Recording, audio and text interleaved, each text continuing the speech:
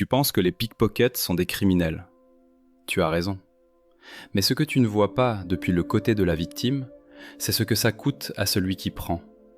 Pas en risque, pas en argent, en lui. Voici ce que ce métier fait vraiment à un homme, étape par étape. Étape 1, l'apprentissage. 16 ans. Tu grandis dans une cité au nord de Paris. Pas de violence particulière, pas de misère extrême, juste l'ennui. Et des hommes autour de toi qui ont de l'argent sans avoir de travail visible. Tu ne poses pas de questions, tu observes. À 16 ans, quelqu'un te remarque. Pas parce que tu es désespéré, parce que tu es calme, parce que tes mains ne tremblent pas, parce que tu regardes sans avoir l'air de regarder. Il te dit « Je vais t'apprendre quelque chose ». Tu dis oui. Pas par nécessité, par curiosité. C'est ça que tu te diras pendant longtemps. L'apprentissage commence dans une pièce fermée. Un mannequin, des grelots cousus sur les poches. Ta main entre. Le grelot sonne. Tu recommences. Le grelot sonne encore. Tu recommences.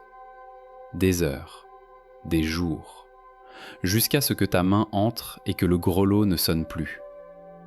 Ce n'est pas de la magie, c'est de la mécanique, du temps, de la répétition. Exactement comme n'importe quel autre apprentissage. C'est ça le premier choc, que ce soit aussi ordinaire. Étape 2, le premier geste. 17 ans. La première fois, c'est dans le métro. Ligne 4, un mardi matin. Le mentor est à côté de toi. Il ne touche à rien. Il est là pour regarder. Tu choisis quelqu'un. Un homme d'une quarantaine d'années. Fatigué. Regard dispersé. Le téléphone qui marque le contour du blouson. La porte s'ouvre. La foule pousse. Ta main fait ce qu'elle a appris. À la station suivante, tu sors. Tu ouvres la main dans ta poche. Le téléphone est là. Le mentor te regarde. Il ne dit rien. Il hoche la tête. Ce soir-là, tu n'arrives pas à dormir. Pas à cause de la culpabilité, à cause du silence que tu as senti pendant le geste. Le vide complet. Aucune émotion, aucune peur, rien. C'est ça qui t'empêche de dormir. Pas ce que tu as fait, ce que tu n'as pas ressenti.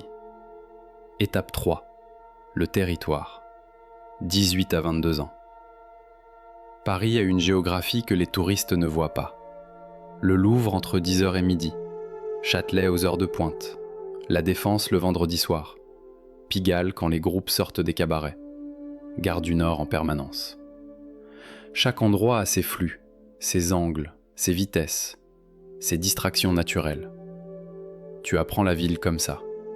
Pas par ses monuments, par ce qu'elle offre sans le savoir. Tu travailles en équipe, 3 personnes, jamais plus.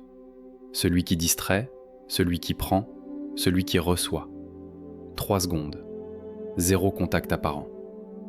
Si quelque chose va mal, chacun est seul. C'est la règle la plus importante. Et tu l'acceptes. Parce qu'à 18 ans, tu crois que rien n'ira jamais mal. Il y a des choses qu'on ne fait pas. Les personnes âgées seules, les gens qui pleurent, les enfants. Ce n'est pas de la morale. Tu te dis que c'est du pragmatisme. Trop de risques, trop d'attention. Mais la vérité, tu la connais. Elle est quelque part. Tu ne la regardes pas directement. Étape 4. La routine. 22 à 27 ans.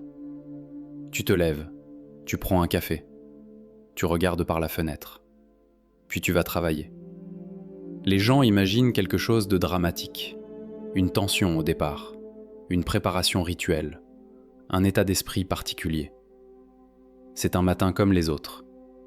C'est ça le plus étrange à la fin. Tes horaires sont précis, 8h à 10h, midi à 2h, 17h à 20h. Les flux de la ville dictent ton emploi du temps. Tu gagnes bien, pas de façon extravagante, bien. assez pour vivre, assez pour ne pas avoir à calculer. Tu envoies de l'argent à ta mère. Elle ne pose pas de questions. Tu ne donnes pas d'explications. C'est un accord silencieux que vous n'avez jamais passé ensemble et que vous respectez tous les deux. Tu as des amis, une vie, des dîners, des matchs de football le dimanche. Personne ne sait, personne ne demande, et tu apprends à vivre dans cet espace entre ce que tu fais et ce que tu montres. Au bout de quelques années, tu n'y penses même plus. La séparation est complète, nette, automatique. C'est quand tu réalises ça que quelque chose change. Étape 5. Le risque. 27 ans. La première arrestation arrive un jeudi de novembre. Pas parce que tu as mal travaillé, parce qu'une caméra était placée différemment. 2 heures au commissariat, garde à vue. 2 policiers qui posent des questions avec la patience de gens qui ont le temps. Tu ne dis rien. Tu as appris ça avant d'apprendre le reste. Ils te relâchent. Pas assez de preuves. Tu sors dans la rue à 23 heures. Tu t'assieds sur un banc. La nuit est froide. Tu allumes une cigarette. Et pour la première fois depuis des années, tu penses à ce que tu fais. Vraiment. Sans le filtre de la routine. Sans la distance que le quotidien installe. Tu penses à l'homme du métro un mardi matin. À combien d'autres depuis. Tu n'arrives pas à compter. C'est ça qui te surprend, que tu n'arrives pas à compter. Tu finis la cigarette, tu rentres chez toi. Le lendemain matin, tu reprends le café, tu reprends la fenêtre, tu reprends le travail. Mais quelque chose a changé de place dans ta tête, imperceptiblement, comme un meuble déplacé de quelques centimètres. Tu t'y cognes dans le noir, sans comprendre pourquoi. Étape 6. La fissure. 29 à 31 ans. Un partenaire se fait arrêter. Il parle. Pas beaucoup, mais assez. Tu changes de zone. Tu travailles seul pendant 3 mois. Tu réduis. Tu attends. Et pendant ces 3 mois, pour la première fois, tu as le temps de t'ennuyer. L'ennui est dangereux. L'ennui pose des questions. Tu as 30 ans. Tu n'as pas de contrat, pas de retraite, pas de parcours professionnel, pas de CV. Tu as de l'argent liquide et une compétence que tu ne peux pas écrire nulle part. Tu essaies d'imaginer la suite. 10 ans, 15 ans. Ce que tu vois n'a pas de forme. Tu penses à sortir. Vraiment. Trouver quelque chose. N'importe quoi. Mais ce que personne ne te dit, c'est qu'on ne se reconvertit pas d'une compétence qui n'existe pas officiellement. Tu n'as pas d'expérience. Tu n'as pas de référence. Tu as 30 ans avec 15 ans de vide sur le papier. Alors tu reprends. Non par envie, non par choix, par défaut. Et c'est là que tu comprends ce que tu n'avais pas compris avant. Ce n'est pas un choix qu'on fait une fois. C'est un choix qu'on ne refait plus.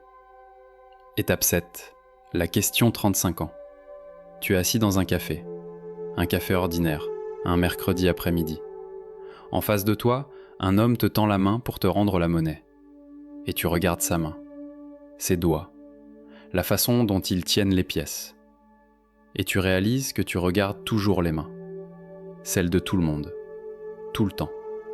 Le serveur, la caissière, le type dans le métro. Tu lis les mains des gens comme d'autres lisent les visages. Ce réflexe ne partira jamais. Tu le sais maintenant. Quelques semaines plus tard, quelqu'un te propose autre chose. Pas grand-chose. Un travail dans la logistique. Nuit, week-end, salaire minimum. Tu dis oui. Non pas parce que c'est mieux, parce que tu as 35 ans et que le meuble déplacé dans ta tête, tu t'y cognes trop souvent maintenant. Le premier mois est difficile. Pas le travail. Le silence de l'adrénaline qui n'est plus là. Le deuxième mois, moins. Le troisième mois, un collègue te demande d'où tu viens, ce que tu faisais avant. Tu dis « rien de particulier ». Et c'est vrai, et c'est faux, en même temps. La main ne ment pas. Ce qu'elle a appris, elle ne l'oublie pas. Ce qu'elle a pris, elle ne peut pas le rendre. Ce qu'elle a coûté à celui qui la possède, ce n'est pas une arrestation. Ce n'est pas une condamnation. C'est plus discret que ça. C'est le regard qu'on pose sur les mains des autres. Pour toujours. Ce n'est pas une histoire de victime. Ce n'est pas une histoire de héros. Ce n'est pas une histoire de choix. C'est une histoire de geste. Un geste appris trop tôt, répété trop longtemps, et jamais vraiment oublié. Étape par étape.